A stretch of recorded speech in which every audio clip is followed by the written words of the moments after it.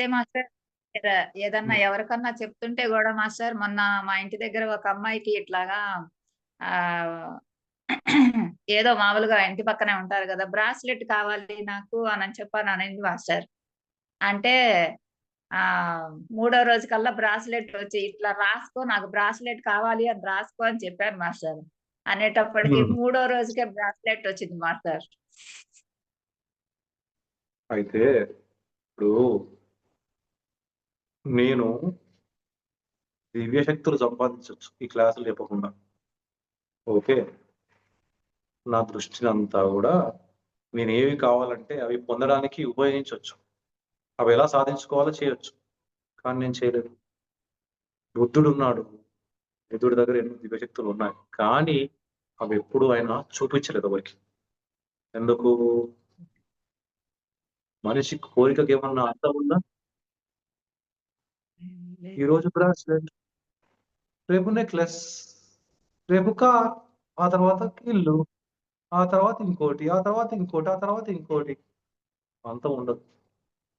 వీటికి అంతం ఉండదు. మనం నేర్చుకోవాల్సింది ఆత్మజ్ఞానం, ఆత్మవిద్య. అది మనం దాని మీద దృష్టి పెట్టాలి. మీరు చెప్పాల్సింది అర్థం ప్రక్రియ, హృదయం ప్రక్రియ, ధ్యానం.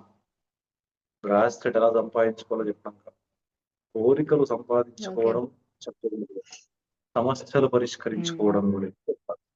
ఓకే. గ్రేట్. మీరు హ్మ్. చేసింది మెచ్చుకుంటాను నేను. కానీ మీరు చెప్పాల్సింది ధ్యానం, అర్థం ప్రక్రియ, హృదయం ప్రక్రియ. ఇప్పుడు మళ్ళీ వాళ్ళ అప్పులు తీరట్లేదు. అంటే దానికి చెప్పారంటే ఓకే.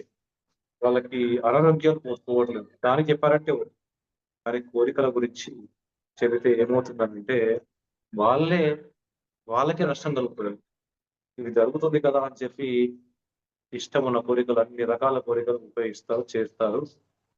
తర్వాత వాళ్ళే ఇబ్బందులు పడతారు. ఉన్న కర్మలు తొలగించుకోవడమే ఉన్న కర్మలు తొలగిపోవడం ఆగిపోయి కొత్త కర్మలు తయారైతాయి. అప్పుడు ఎవరు నష్టపోతారు? వాళ్ళేనా? జ్ఞానం సంపాదించడం ముఖ్యం. కర్మలు తొలగించుకోవటం ముఖ్యం. ఆ తర్వాతే కోరికలు. ఓకే. Okay master. ఓకే. ఈ వీడియో మీకు నచ్చినట్టయితే లైక్ చేయండి, అందరికీ షేర్ చేయండి. మరిన్ని వీడియోస్ కోసం ఈ ఛానల్ని సబ్స్క్రైబ్ చేసుకోండి. మరిన్ని అప్డేట్స్ కోసం బెల్ ఐకాన్ పై నొక్కండి. Thank you.